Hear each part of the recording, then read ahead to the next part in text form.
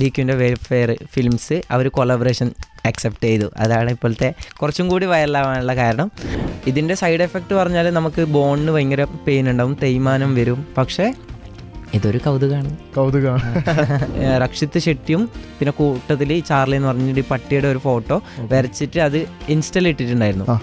അത് രക്ഷിത് ഷെട്ടി കണ്ടു, അവർ റീപോസ്റ്റ് ചെയ്തു. പിന്നെ ഒരു ഫ്രെയിം രക്ഷിത് ഷെട്ടിയുടെ വീട്ടിലുണ്ട് ഇപ്പോഴും ഉണ്ട്. ആ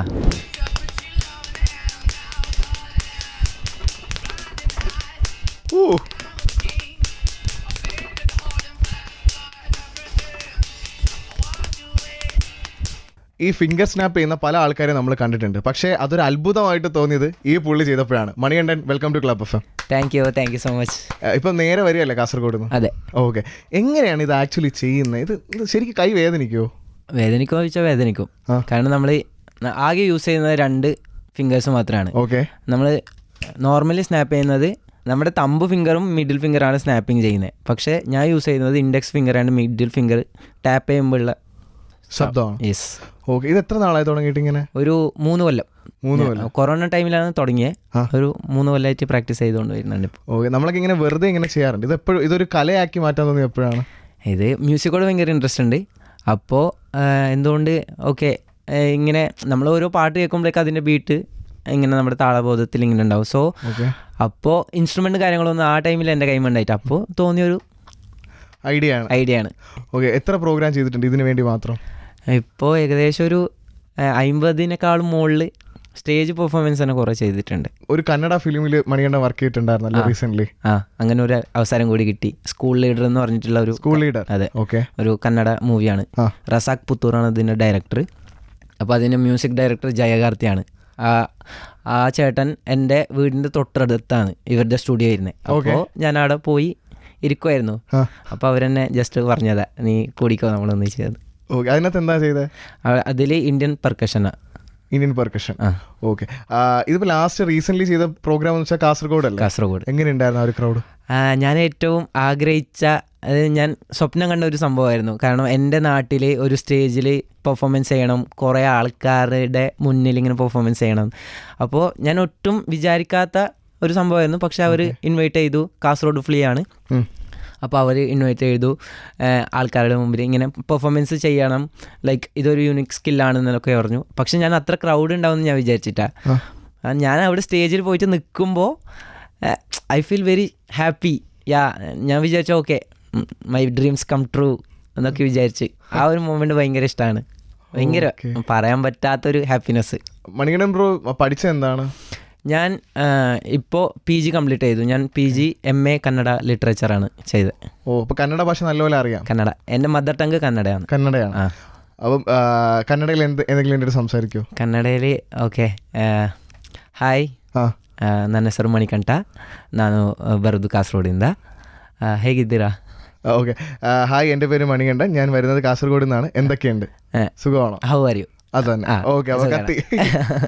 ഓക്കെ, ഈ നമ്മുടെ ഇപ്പം കന്നഡ ബോർഡർ ആണല്ലേ, കർണാടക കേരള ബോർഡറിലാണ്? അതെ അതെ, ബോർഡറാണ്. അപ്പോൾ നമ്മുടെ ഷെട്ടി ഗ്യാങ്ങിനെയൊക്കെ പരിചയമുണ്ടോ? നേരിട്ട് കണ്ടിട്ട് പരിചയമില്ല, പക്ഷെ അവരൊക്കെ അറിയാം. ഞാൻ മുന്നേ കണ്ടിട്ടുണ്ട്. എങ്ങനെയാ? അതായത് ഒരു ടൈം ചാർലി 777 ചാർലി എന്ന് പറഞ്ഞിട്ട് ഒരു മൂവി വന്നിട്ടുണ്ടായിരുന്നു. അപ്പോൾ ഞാൻ അപ്പോൾ വരക്കുന്നുണ്ടായിരുന്നു. അതൊക്കെ ഒരു കൊറോണ ടൈമിൽ ഇങ്ങനെ ആർട്ട് ഒക്കെ ചെയ്യുന്നുണ്ട്, പടം വരയ്ക്കുമായിരുന്നു. ഡിജിറ്റൽ ആർട്ടിസ്റ്റാണ്. അപ്പോൾ അങ്ങനെ ഞാൻ വരച്ചൊരു ഫോട്ടോ ഉണ്ടായിരുന്നു. അതായത് രക്ഷിത് ഷെട്ടിയും പിന്നെ കൂട്ടത്തിൽ ചാർലി എന്ന് പറഞ്ഞിട്ട് പട്ടിയുടെ ഒരു ഫോട്ടോ വരച്ചിട്ട് അത് ഇൻസ്റ്റയിൽ ഇട്ടിട്ടുണ്ടായിരുന്നു. അപ്പോൾ അത് കണ്ട് ഇതിൻ്റെ ഡയറക്ടർ എൻ്റെ സാറിൻ്റെ അളിയനാണ്. അപ്പോൾ സാറ് വഴി അവർക്ക് എത്തി. അങ്ങനെ ഡയറക്റ്റ് കോണ്ടാക്റ്റ് ആക്കി. ഇത് നമ്മുടെ അതായത് ഫിലിമിൻ്റെ ഇത് പ്രൊമോഷൻ ഇത് ചാനലുണ്ട്, അപ്പോൾ അതിൽ പോസ്റ്റ് ചെയ്തു. അത് രക്ഷിത് ഷെട്ടി കണ്ടു, അവർ റീപോസ്റ്റ് ചെയ്തു, സ്റ്റോറി ഇട്ടു. അപ്പോൾ അതിൻ്റെ ഫോട്ടോ ഞാൻ ഫ്രെയിം ആക്കിയിട്ടുണ്ടായിരുന്നു. അപ്പോൾ അത് ഞാൻ ഡയറക്ടറിന് നേരെ കൊടുത്തു. പിന്നെ ഒരു ഫ്രെയിം രക്ഷിത് ഷെട്ടിൻ്റെ വീട്ടിലുണ്ട് ഇപ്പോഴും ഉണ്ട്. ശരി, പിന്നീട് വല്ല പോസ്റ്റർ വല്ലതും കണ്ടിട്ടുണ്ടോ? അവരുടെ ഇതിൽ ചാനലിൽ ഇട്ടിട്ടുണ്ടായിരുന്നു, അത് റീപോസ്റ്റ് ചെയ്തിട്ടുണ്ടായിരുന്നു. പരമ്പ സ്റ്റുഡിയോസിന്റെ അവർ പോസ്റ്റ് ഇട്ടിട്ടുണ്ടായിരുന്നു, അത് സ്റ്റോറി ഇട്ടിട്ടുണ്ടായിരുന്നു. പിന്നെ ഇവ ഡയറക്ടറിന്റെ അതിലും ഉണ്ടായിരുന്നു. ഓക്കെ, അടിപൊളി അടിപൊളി. ഇപ്പൊ ഈ കാസർഗോഡ് നിന്ന് ഒരുപാട് ടാലൻസ് വരുന്നുണ്ടല്ലോ. ഇപ്പൊ സിനിമ തന്നെ അങ്ങോട്ട് കോൺസെൻട്രേറ്റ് ചെയ്യുന്നുണ്ടല്ലോ ഇപ്പൊ റീസെന്റ്.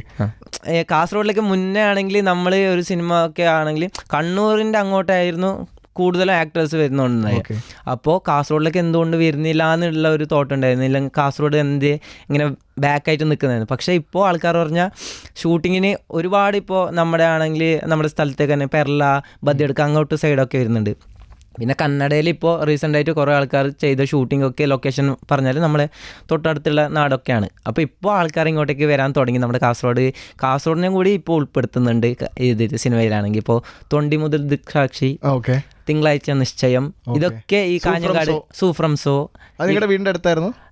തൊട്ടടുത്തല്ല, ലൈക്ക് ഒരു 3/4 മണിക്കൂർ ട്രാവൽ ചെയ്ത തുമിനാട് എന്ന് പറഞ്ഞിട്ടുള്ള ഒരു സ്ഥലത്താണ്. JP തുമിനാട് ഡയറക്ടർ അവിടെ നിന്നാണ്. അവരൊക്കെ നമ്മളെ പണ്ടറിയാം. ലൈക്ക് ഞാൻ നാടകത്തിനൊക്കെ ഉണ്ടായിരുന്നു. അപ്പോൾ ആ ടൈമിൽ ഇവരിങ്ങനെ ട്യൂട്ടറായിട്ട് വന്നോണ്ടായി. പക്ഷെ അപ്പോൾ നേരിട്ട് പരിചയമില്ല, ഇപ്പോൾ നേരിട്ട് അങ്ങനെ പരിചയമില്ല, എന്നാലും അറിയാം എല്ലാവരെയും. ഇങ്ങനെ ഈ ഫിംഗർ കൊണ്ട് സ്നാപ്പ് ചെയ്യുന്നത് ആക്ച്വലി ഒരു കോമ്പറ്റീഷൻ ഇവന്റ് ഉണ്ടോ? ഇല്ല. പക്ഷേ ഇതിപ്പോൾ റീസെൻ്റായിട്ട് ആൾക്കാർ ഇപ്പോൾ അത് ഏറ്റെടുക്കാൻ തുടങ്ങി. ഇപ്പോൾ ഞാൻ ഒരു എക്സാമ്പിൾ അല്ല, എന്നാലും ആൾക്കാർ ഇപ്പോൾ എന്നെ കാണുമ്പോൾ തിരിച്ചറിയുന്നത് അവർ ജസ്റ്റ് ഇങ്ങനെ അതിൻ്റെ ആക്ഷൻ കാണിച്ചോണ്ടാണ്. ലൈക്ക് അവർ വന്നിട്ട് മിണ്ടില്ലെങ്കിലും ദൂരത്തുനിന്ന് സിമ്പിൾ കാണിക്കുന്നുണ്ട്, ഇങ്ങനെ അല്ലേ നീ എന്ന് പറഞ്ഞിട്ട്.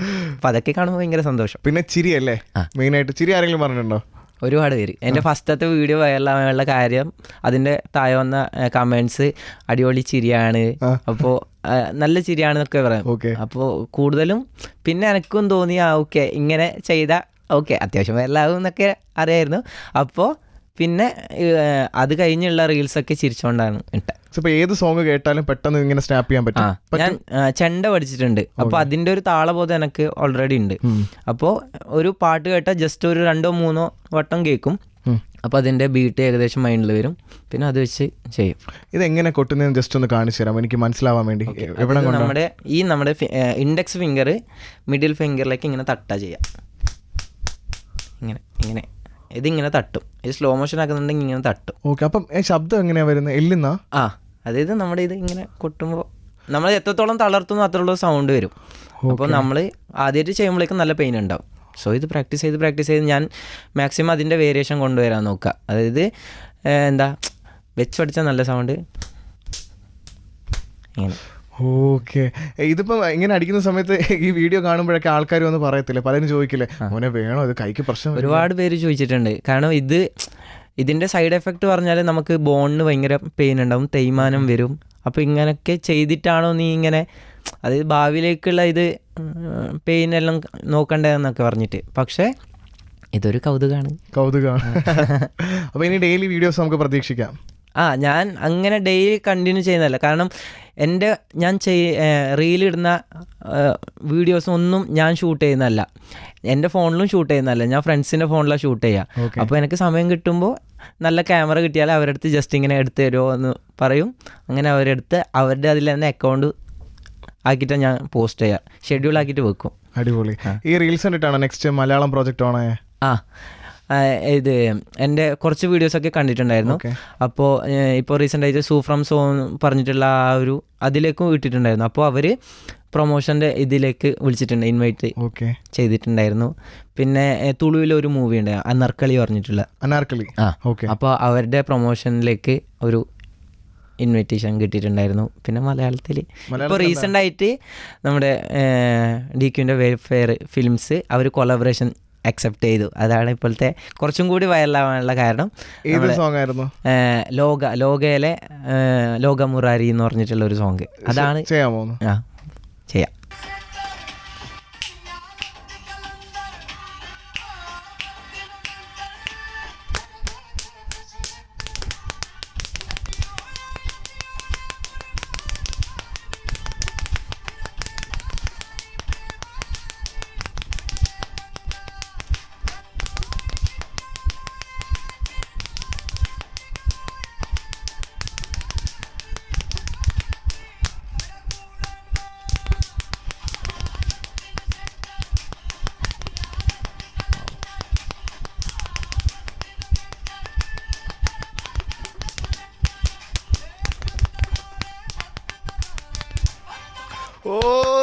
അടിപൊളിയാണ്, ഭയങ്കര കഴിവാണ് കേട്ടോ.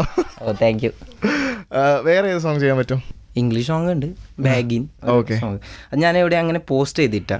അടിപൊളി. പക്ഷെ ഇപ്പാണ് റീസെന്റ് ആയിട്ട് ആ ഒരു പാട്ടിനോട് ഭയങ്കര താല്പര്യം വന്നത്. ഇതാണ് ഞാൻ ഇവിടെ കാസർഗോഡിൽ ആദ്യമായിട്ട് ഈ പാട്ടിലേക്ക് ഞാൻ ട്യൂൺ ഇട്ടത്.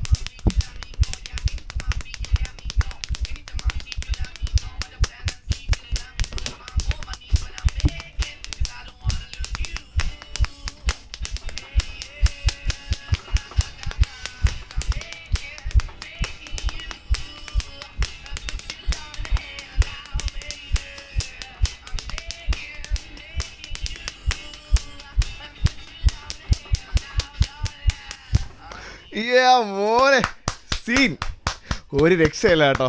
അടിപൊളി അടിപൊളി അടിപൊളി. ഇത് കേട്ട് തുടങ്ങി നമുക്ക് അടുത്ത പാട്ട് വീണ്ടും വീണ്ടും കേൾക്കാൻ തോന്നിക്കൊണ്ടിരിക്കും.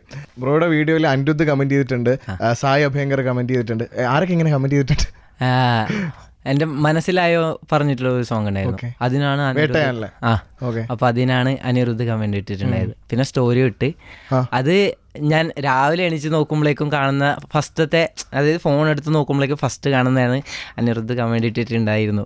ഞാൻ എൻ്റെ ഫേവറേറ്റ് മ്യൂസീഷ്യനിലെ ഒരാളാണ് അനിരുദ്ധ്. അപ്പോൾ അത് ഭയങ്കര ഒരു ഹാപ്പിനെസ് ആയിരുന്നു. തലപ്പത്തി കച്ചേരി ഒന്ന് ഷുവർ. ഓക്കെ.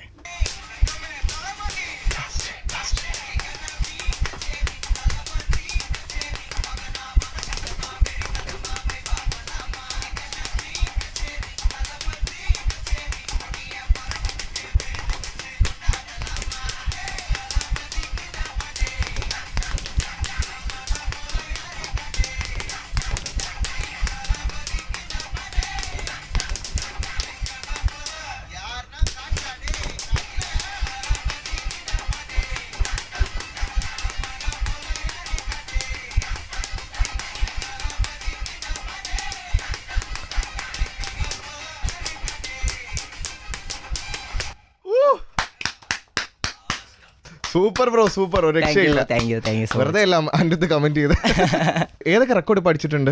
ഇപ്പോൾ നിലവിലൊരു 4 റെക്കോർഡ് ഉണ്ട്. ഓക്കെ. ഇപ്പോൾ ആദ്യത്തെ എനിക്ക് റെക്കോർഡ് കിട്ടിയത് ഇന്ത്യ ബുക്ക് ഓഫ് റെക്കോർഡാണ്. 1 മിനിറ്റിൽ മാക്സിമം സ്നാപ്പ്. 1 മിനിറ്റിൽ 325 സ്നാപ്പാണ് ആ ടൈമിലെടുത്തത്, 2022. ഓക്കെ. അത് കഴിഞ്ഞ് പിന്നെ international book of record, talent book of record, ഇപ്പോൾ റീസെൻ്റ് ആയിട്ട് കിട്ടിയ 2024 world wide book of record. Okay. അടുത്ത ഗിന്നസ് റെക്കോർഡാണ് ചെയ്യണം. അപ്പോൾ അതിൽ എത്രയായിരിക്കും ലക്ഷ്യം വെക്കുന്നത്? 1 മിനിറ്റിൽ എത്രയായിരിക്കും? അത് ഇപ്പം നിലവിലൊരു റെക്കോർഡ് ഉണ്ട് അതിൽ, അത് 800 അപ്പോൾ 1 മിനിറ്റിൽ. 1 മിനിറ്റിൽ അത് 2 വിരൽ യൂസ് ചെയ്തിട്ടാണ്, അത് 2 കൈ യൂസ് ചെയ്തിട്ട്. ഓക്കെ. അത് ബ്രേക്ക് ചെയ്യണം. ശ്രമിച്ചിട്ടുണ്ടോ? പ്രാക്ടീസ് ചെയ്യുന്നുണ്ടോ? ഞാനിപ്പോൾ 1 മിനിറ്റിൽ ഏകദേശം 700 ആ ഒരു റേഞ്ച് വരുന്നുണ്ട്.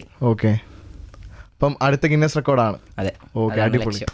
അപ്പോൾ മണികണ്ഠൻ, എന്തായാലും ഒരുപാട് സന്തോഷം. ക്ലബ് ഓഫ് 94.3 ആദർശിൻ്റെ കൂടെ വന്നതിൽ thank you so much. Thank you.